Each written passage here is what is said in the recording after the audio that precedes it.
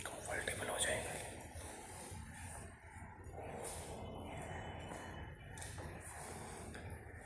तो सभी साथियों का, जो दर्शक हैं मेरे चैनल के, सभी का एक दफ़े मैं स्वागत करता हूं।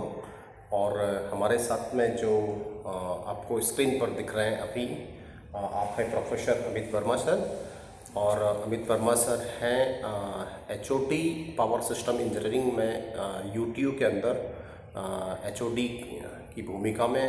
और सर जो है पावर सिस्टम, क्योंकि इंजीनियरिंग ब्रांच के HOD हैं और काफ़ी आपका गहन अनुभव है जो पावर सिस्टम और एनर्जी जनरेशन के फील्ड में। तो सर से मैं, क्योंकि हम इस स्टेट में जो है 5 रिसोर्सेज की बात कर रहे हैं, और 5 रिसोर्सेज में से एनर्जी जनरेशन भी हमारा एक रिसोर्स है। और उस रिसोर्स के ऊपर जो है सर कि भाई उत्तराखंड स्टेट को माना जाता है कि यहाँ पर लगातार बहने वाली नदियाँ हैं और उन नदियों में अच्छा खासा पोटेंशियल है। तो उस पोटेंशियल को यूटिलाइज़ करके हम स्टेट की एनर्जी डिमांड पूरी करने के साथ साथ और जो हमारी जो निकटवर्ती स्टेट्स हैं उनकी भी एनर्जी डिमांड हम पूरी कर सकते हैं। तो सर से मेरा एक क्वेश्चन है कि जो उत्तराखंड में एनर्जी जनरेशन और जो पावर जनरेशन हाइड्रो पावर से, सर आप कैसे देखते हैं इस चीज़ को? देखिए, उत्तराखंड में जो है एनर्जी का वास्ट पोटेंशियल है यहाँ पे, और ख़ास तौर से रिन्यूएबल एनर्जी है जो कि हमारे इन्वायरमेंट को भी नुकसान नहीं पहुँचाती है। Like hydro power plant, mini and micro hydro power plants, solar power plant, geothermal power plant and wind power plant. There are so many scope of these renewable energy sources. तो हम उसको कैसे हार्नेस करते हैं? अब जैसे हम अभी क्या है कि ओनली 1/3 ही हाइड्रो पावर को हार्नेस कर पा रहे हैं, 2/3 हमारा अभी नहीं यूज हो पा रहा। अच्छा, उत्तराखंड के अंदर जो है 1/3 अभी यूटिलाइज कर रहे हैं हम लोग, और जो है 2/3 पार्ट अभी जो है कि हम उसको जो है कन्वर्ट करना बाकी रह गया है। और उस पर्टिकुलर को भी 2/3 को भी हम यदि यूटिलाइज कर लेते हैं तो हमारी जो है एनर्जी डिमांड पूरी होगी और बाकी स्टेट्स की भी पूरी होने की हम लोग कर सकते हैं। तो एनर्जी स्टेट जैसे इस स्टेट को कहा जाता है सर, तो एनर्जी स्टेट का एक सपना जो है मतलब इस पर्टिकुलर से पूरा हो जाता है। लेकिन सर मेरा एक क्वेश्चन है, जैसे कि हम हाइड्रो पावर की बात कर रहे हैं, तो ये पर्टिकुलर जो रीजन है उत्तराखंड और स्पेशली ये जो बेल्ट है हमारी, तो इसमें जो ये भूकंप सेंसिटिव जोन है, और भूकंप सेंसिटिव जोन में जैसे कि हमने टिहरी हाइड्रो पावर जैसे जो प्रोजेक्ट्स हैं वो डेवलप किए हुए हैं और उस पर काफ़ी आंदोलन भी हुए। तो क्या इस प्रकार के प्रोजेक्ट्स जैसे हम लोग बनाएंगे तो उन पर विरोध और उसकी जो आगे फिजिबिलिटी और उसका स्कोप किस प्रकार से रहेगा सर? नहीं, देखिए, ऐसे भी जो लार्ज हाइड्रो पावर प्लांट्स होते हैं वो इन्वायरमेंट को नुकसान पहुंचाते हैं। क्योंकि हम क्या करते हैं, उसके लिए काफ़ी मतलब लैंड को उसको ऑक्यूपाई करते हैं हम, और काफ़ी वाटर को हम रोकते हैं। तो उसमें क्या होता है कि कहीं ना कहीं वो धीरे धीरे मतलब हमारी सॉइल जो है वहाँ की वो उसमें इफेक्ट पड़ता है, उसकी मजबूती पे असर पड़ता है। तो लैंडस्लाइडिंग वगैरह की घटना भी बढ़ जाती है। बिल्कुल। हाँ। बिल्कुल। तो हमें आजकल अब फोकस करना चाहिए स्मॉल और माइक्रो हाइड्रो पावर प्लांट्स पे, जिससे कि मतलब हम बिना इन्वायरमेंट को नुकसान पहुंचाए हुए इलेक्ट्रिसिटी जनरेट कर सकते हैं, और वहाँ के जो लोकल एम्प्लॉयमेंट है उसको भी हम जनरेट कर सकते हैं। जैसे डिस्ट्रीब्यूटेड एरियाज में आप अगर ओपन करें और हम उनको ट्रेनिंग देते हैं वहाँ के लोकल पर्सनस को, तो वो ऑपरेट कर लेंगे आराम से। If there are major faults then they can call the experts also. वो इस तरीके से करा जा सकता है। जी सर, जैसे कि एक टेक्निक है रन ऑफ द रिवर जिसको हम लोग कहते हैं, एक टेक्निक है ना, तो उसमें बड़े इंस्टॉलेशन, किसी बड़े इंस्टॉलेशन की ज़रूरत नहीं पड़ती है। तो run of the river technique क्या यहाँ पर अप्लाई की जा सकती है उत्तराखंड के अंदर, कि उसमें जो है बहुत बड़ा कंस्ट्रक्शन, बहुत बड़ा डैम आपको डेवलप करना है नहीं, और जो है एनर्जी आपको सिंपल जो नदी का फ्लो है उसी फ्लो की वजह से, उसी फ्लो के कन्वर्जन की वजह से आपको इलेक्ट्रिसिटी मिल रही है। देखिए, रन ऑफ द रिवर का भी यहाँ पे अच्छा स्कोप है, क्योंकि यहाँ पे कुछ नदियाँ या कुछ जगहों से पानी तो कंटिन्यूअस फ्लो करता रहता है, और बहुत सी ऐसी जगह हैं जहाँ पे जब बारिश का मौसम होता है तो मतलब नई नई वाटरफॉल्स वगैरह शुरू हो जाते हैं। तो हम वहाँ पे भी उन पावर प्लांट्स को लगा सकते हैं और उनसे अच्छी इलेक्ट्रिसिटी हम जनरेट कर सकते हैं। कुछ जैसे इंस्टॉलेशन, जैसे सर माइक्रो हाइड्रो इंस्टॉलेशंस मैंने ये टिहरी वाली बेल्ट में देखे थे, जो आपके मालदेवता से सुरकंडा की तरफ को एक रूट जाता है सर, तो वहाँ पर इसी प्रकार का एक माइक्रो हाइड्रो पावर प्लांट देखा था कि जो सिंपली आपका जो घराट सिस्टम होता है, जिससे कि आप अनाज, मोटे अनाज या अनाज पीसते हो, तो उस नहर पर ही उन्होंने क्या कर रखा था कि माइक्रो हाइड्रो इंस्टॉलेशन कर रखा था, और उस माइक्रो हाइड्रो इंस्टॉलेशन से वो पर्टिकुलर जो है अपने होटल की जो पास में उन्होंने होटल भी खोला हुआ था, तो उसकी एनर्जी डिमांड पूरी कर रहे थे। तो आप सिंपल जो स्ट्रीम्स हैं, वाटर स्ट्रीम्स हिमालय से फ्लो करती हैं, तो उन पर माइक्रो हाइड्रो भी लगा करके एनर्जी मेरी समझ से मिलकर, तो कितना सही है ये बहुत ही बढ़िया स्कोप है यहाँ पे, क्योंकि आपको उससे जो है आप वाटर से घराट भी चला रहे हैं और उसी से आप पावर भी जनरेट कर रहे हैं, तो उससे मल्टीपर्पज़ काम होता है आपका। एक जगह आप कोई भी व्यवस्था सेटअप करते हैं और वहाँ से आप मतलब दो तरीके से उसको यूज़ कर पाते हैं। सर उसको मैंने देखा था कि वो जो पर्टिकुलर होटल है वहाँ पर जो नॉर्मल यूपीसीएल या जो हमारे ये ऑर्गेनाइजेशंस हैं पिटकुल, वो इलेक्ट्रिसिटी पहुँचाने उन्होंने वहाँ नहीं पहुँचाई थी, तो रिमोट एरिया था वो, और उन्होंने क्या किया था कि अपना ही एक टरबाइन सिस्टम और एक जनरेटर सिस्टम वहाँ पे लगाया था, और उससे ही वो जो है अपने होटल की एनर्जी डिमांड को पूरी कर रहे थे। तो ये अल्टरनेटिंग जो है एनर्जी डिमांड का जो है बढ़िया स्कोप है। इससे क्या है कि उत्तराखंड पावर कॉर्पोरेशन लिमिटेड, वो जो यूपीसीएल कहते हैं आप लोग, वो ऐसे यूज मतलब वहाँ पे भी लगा के पावर प्लांट उसको यूज कर सकता है, उससे एनर्जी जनरेट कर सकता है, और उसका ट्रांसमिशन कॉस्ट कम हो जाएगा, क्योंकि वो अगर मतलब जहाँ जनरेशन पॉइंट है वहाँ से भेजे तो वहाँ से वहाँ तक रिमोट एरिया में जाने का जो ट्रांसमिशन कॉस्ट वगैरह है वो बढ़ जाएगा, और ट्रांसमिशन लॉसेज वगैरह भी बढ़ जाएंगे। तो अगर वहीं पे जनरेट कर रहे हैं हम उनको, तो आपका आइसोलेटेड मोड में भी अच्छा पावर प्लांट रन कर सकता है।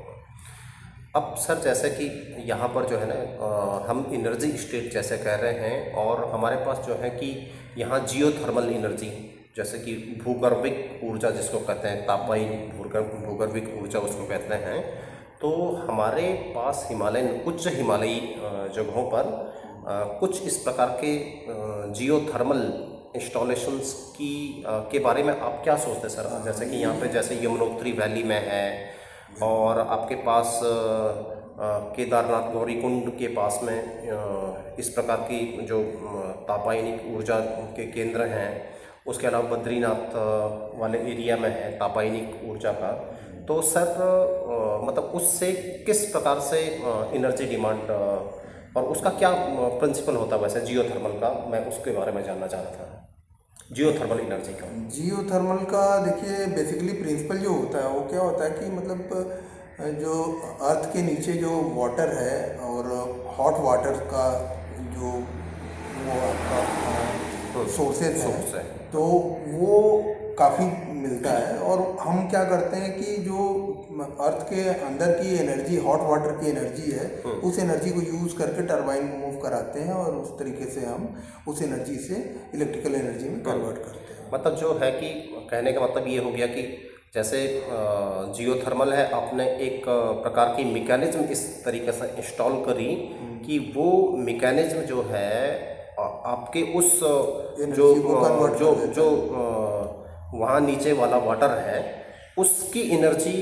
तक पहुंच रहा है, और वहाँ से जो है वेपर, जो क्रिएटेड वेपर होती है, जो थर्मल जो उसकी हीट होगी, उस हीट को आपने किसी मैकेनिज्म से बाहर निकाला, और जो उसका एग्जिट है, आउटपुट है, आउटलेट है ना, उस पर्टिकुलर पर आपने टरबाइन इंस्टॉल करी, और टरबाइन से फिर वही जो मैकेनिज्म नॉर्मल है कि वही जो है आप इलेक्ट्रिसिटी जनरेट करोगे। तो ये उसका सिंपल मैकेनिज्म है, बिल्कुल। है ना। तो सर, और तीसरा जैसे कि रिन्यूएबल जो एनर्जी सोर्स है, हमने तो माइक्रो हाइड्रो की बात करी यहाँ पर, आपने यहाँ पर जियोथर्मल की बात कर ली है। उसके अलावा सर जैसे सोलर इंस्टॉलेशन का आपको क्या लगता है? सोलर इंस्टॉलेशन, सोलर तो दिन में ही ज़्यादा फिजिबल होता है हाँ, जबकि सोलर का देखिए, सोलर भी अच्छा है। रिमोट एरिया में तो बहुत ही बढ़िया है कि मतलब बहुत लाइट वेटेड होता है सोलर। हम उनकी प्लेट्स को कहीं पर भी हाइट तक पहुंचा सकते हैं, और वहाँ पे बहुत आराम से इंस्टॉल कोई भी मतलब पर्सन कर सकता है, जो जिसको भी थोड़ी बहुत भी नॉलेज होगी। तो बस उसमें और बैटरी कनेक्ट करके हम उससे यूज़ कर सकते हैं इलेक्ट्रिसिटी। मतलब सोलर इंस्टॉलेशन को कहा जाता है कि मतलब सबसे इजी तरीके से यदि इंस्टॉल कोई इलेक्ट्रिसिटी मैकेनिज्म यदि करनी हो आपको तैयार, तो वो सोलर है। लेकिन दरअसल क्या है कि उत्तराखंड में जो लैंड है वो बहुत फर्टाइल लैंड है, और सोलर में हमें सबसे बड़ी प्रॉब्लम यही होती है कि हमें एरिया अधिक चाहिए होता है। तो हम इस वजह से उसको मतलब नहीं इंस्टॉल, बहुत अधिक मात्रा में नहीं इंस्टॉल कर सकते हैं, क्योंकि उसका एनर्जी एरिया बहुत, सरफेस एरिया बहुत अधिक चाहिए होगा उसको, सोलर प्लेट्स को, और रात के समय में भी वो नहीं दे पाएंगे। तो इसलिए थोड़ा सा उसको मतलब उतना मैं वो नहीं समझता अच्छा, हूँ। मतलब सोलर को जो है, लेकिन इंस्टॉलेशन तो काफ़ी लोग कर रहे हैं। तो गवर्नमेंट प्रमोट कर रही है, क्योंकि गवर्नमेंट प्रमोट कर रही है, तो इसलिए ट्रांसपोर्ट इजी होता है उसका, जी होता है। और हम उसको कहीं भी पहुंचा सकते हैं हाँ, रिमोट एरिया में, तो वहाँ पे वो सुटेबल है वैसे। आपने एक बात कही, ट्रांसपोर्ट इजी होता है, तो ट्रांसपोर्ट इजी होने के चक्कर में, हालांकि हम जो नेक्स्ट रिन्यूएबल एनर्जी का सोर्स है, जिसको कि हम विंड पावर एनर्जी जनरेशन का सोर्स कहते हैं, तो उसमें वही दिक्कत आती होगी, क्योंकि जो है कि इसका ट्रांसपोर्ट एक इजी प्रोसेस नहीं होता कि उतनी आपको टरबाइन ब्लेड उतनी अल्टीट्यूड उतनी हाइट तक पहुंचानी होती है, जबकि हाइट पर आपके पास जो विंड फ्लो होता है वो बड़ा अच्छा, बहुत अच्छा होता है। लेकिन सिर्फ ये है कि आप वहाँ तक जो है ट्रांसपोर्ट नहीं कर पाते उन ब्लेड्स को, और उसका ही असर रहता है कि वहाँ पर उन जगहों पर आप इंस्टॉलेशंस नहीं कर सकते हैं, है ना। तो ये दरअसल बहुत बड़ी प्रॉब्लम है कि जो विंड टरबाइन का ब्लेड्स वगैरह होता है बहुत हाई वेट का होता है, और बहुत उसका एरिया भी बहुत अधिक होता है। तो जो ट्रक्स वगैरह पे हम उसको जो है ना पहाड़ पे ले जाने में काफ़ी प्रॉब्लम आती है, तो इसलिए विंड टरबाइन का इंस्टॉलेशन थोड़ा टफ माना जाता है, और वहाँ स्टेबिलिटी प्रॉब्लम भी। हाँ, स्टेबिलिटी प्रॉब्लम होती है कि जिसकी वजह से जो है ये सब रहता है ना। तो ये कुछ बातें थी वर्मा सर, मुझे आपसे कुछ जानना था इस बारे में। एनर्जी स्टेट है, और एनर्जी डिमांड हम इन पर्टिकुलर रिसोर्सेज से हम पूरा कर सकते हैं। अब जैसे कि आप शुरुआत में कह रहे थे वर्मा सर कि डिस्ट्रीब्यूटेड जो हमारे पास तो एनर्जी जनरेशन एक सोर्स हम इसको, या लोकल रिसोर्स हम इसको कह रहे हैं, तो उससे एम्प्लॉयमेंट को किस हद तक हम दूर कर सकते हैं अब यदि distributed energy generation source provide करवा दी जाए तो? एक डिस्ट्रीब्यूटेड एनर्जी जनरेशन सोर्स को आप प्रोवाइड कराएंगे तो उससे सबसे बड़ी चीज़ ये है कि जो वहाँ के स्थानीय लोग हैं उनको रोज़गार मिलेगा। हम उनको ही ट्रेंड कर सकते हैं, जो उसके रख रखाव को, नॉर्मल रख रखाव चाहिए होता है, कोई बहुत अधिक एक्सपर्टाइज वहाँ नहीं चाहिए होता है डेली टू डेली यूज में। तो वो हम वहीं के लोगों को उनको ट्रेनिंग दे के उन्हीं से काम ले सकते हैं, और एक एम्प्लॉयमेंट छोटा 15,000 20,000 का एक एम्प्लॉयमेंट हम जनरेट कर सकते हैं वहाँ पे। मतलब उसके लिए बहुत ज़्यादा हाई स्किल्ड लेबर की ज़रूरत होती नहीं है। आपके पास जो नज़दीकी ITIs हैं, ITIs या पॉलिटेक्निक जो है वो सफिशिएंट होंगे कि वो लोग ही जो है उस पर्टिकुलर इंस्टॉलेशन को रन कर सकते हैं, रन भी मेंटेनेंस भी उसकी कर सकते हैं जो है ना। तो क्योंकि हम यहाँ से देखते हैं उत्तराखंड में उत्तराखंड में लगातार बहने वाली जैसे नदियां हैं, तो पूरी स्टेट भर है कि हम हिमाचल से लगती हुई नदी को देख लेंगे कि वो टॉन्स नदी जो है, टॉन्स नदी का जो क्षेत्र है, उसके अलावा आपके पास यमुना वैली लगातार उसमें वाटर का फ्लो बना हुआ रहता है। उसके अलावा यमुना की जो सब्सिडरीज हैं और नदियां हैं, उसके अलावा भागीरथी जो वैली है वहाँ पर अलकनंदा वैली है और उसकी सहायक नदियां हैं। उसके अलावा हम यदि कुमाऊं क्षेत्र में जाएंगे तो कुमाऊं क्षेत्र में बहुत बड़ी नदी जिसको हम काली नदी कहते हैं और जो आगे शारदा के नाम से जानी जाती है यूपी में, तो वो भी इन नदियों को यदि देखेंगे तो वो पूरे क्षेत्र में फैली हुई है। आप हिमाचल वाली बेल्ट से ले लीजिए और पूरे जो नेपाल जो हमारे नेबरिंग कंट्री है वहाँ तक लगातार बहने वाली नदियाँ हैं। तो छोटे छोटे इंस्टॉलेशंस, चाहे वो मैकेनिज्म हमारा रन ऑफ द रिवर हो या छोटे इंस्टॉलेशन, छोटे माइक्रो हाइड्रो डैम हो या माइक्रो या मिनी हाइड्रो डैम हो, तो उनसे जो है हम वो पूरी कर सकते हैं। हम बड़े डैम के ऊपर, बड़े ड्रैम पर यूँ नहीं जाएंगे क्योंकि वहाँ पर जो है भूकंप सेंसिटिव जोन ये पर्टिकुलर रीजन है ही है। और बाकी जैसे कि सर हिमाचल प्रदेश में है ना, हिमाचल प्रदेश प्रमोट कर रही है गवर्नमेंट। हाँ, Himachal Pradesh hydro power plant को काफ़ी प्रमोट कर रहा है। नहीं, हाइड्रो पावर को मेरे समझ से वो micro hydro mini and micro पे मिनी और मिनी एंड माइक्रो, हाँ, मिनी और माइक्रो हाइड्रो पावर प्लांट्स को हिमाचल गवर्नमेंट प्रमोट कर रही है। बड़े इंस्टॉलेशंस को इसलिए प्रमोट नहीं कर रही क्योंकि भूकंप सेंसिटिव जोन वो रीजन भी है। तो स्टेट गवर्नमेंट उत्तराखंड को भी इन पर्टिकुलर जो प्रोजेक्ट्स हैं, माइक्रो हाइड्रो और मिनी हाइड्रो के प्रोजेक्ट्स हैं, उनको प्रमोट करना चाहिए, उनके ऊपर ध्यान देना चाहिए। तो ये कुछ बात थी। और सर एक चीज़ और छोटी सी है, वो जैसे कि कुछ नहरें हैं सर, है ना। मैंने हालांकि इस पर प्रोजेक्ट्स मैंने भी तैयार कर रखे हैं, जो थीसिस हैं वो गाइड कर रखी हैं। तो आप नहरों का कैसे देखते हैं सर कि मतलब यदि उन पर भी माइक्रो हाइड्रो टाइप के इंस्टॉलेशंस किए जाएं तो पूरे जो है हमारे जो ये मैदानी बेल्ट है उत्तराखंड की, उसमें काफ़ी सारी नहरें बड़ी बड़ी से लेकर के छोटी नहरें तक हैं, तो वहाँ पर माइक्रो हाइड्रो इंस्टॉलेशंस कितना फिजिबल, कैसा देखते हैं आप उसे? देखिए, नहरें तो पहले से इंस्टॉल्ड हैं। हाँ, ठीक है, तो उसमें तो हमें ज़्यादा इंस्टॉलेशन कॉस्ट लगेगी नहीं और वाटर का फ्लो भी बहुत अच्छा खासा वाटर का फ्लो होता है उसमें। तो हम वहाँ से आराम से उस फ्लो पे हम जो run of the river plant लगा के जनरेट कर सकते हैं और जो नियरेस्ट एरिया है वहाँ पे हम उसको यूटिलाइज कर सकते हैं, है ना। जैसे तो कि हमारा डिस्ट्रीब्यूशन लॉस, ट्रांसमिशन लॉस, ये सारा बचेगा।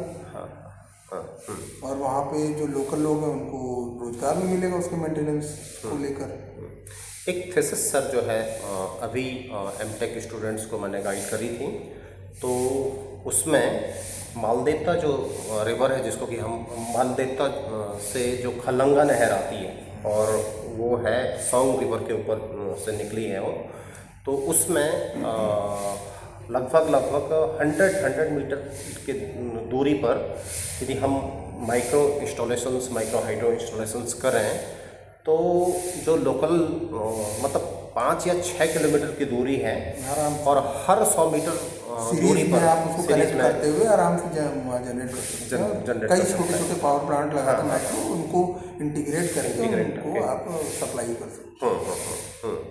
तो सर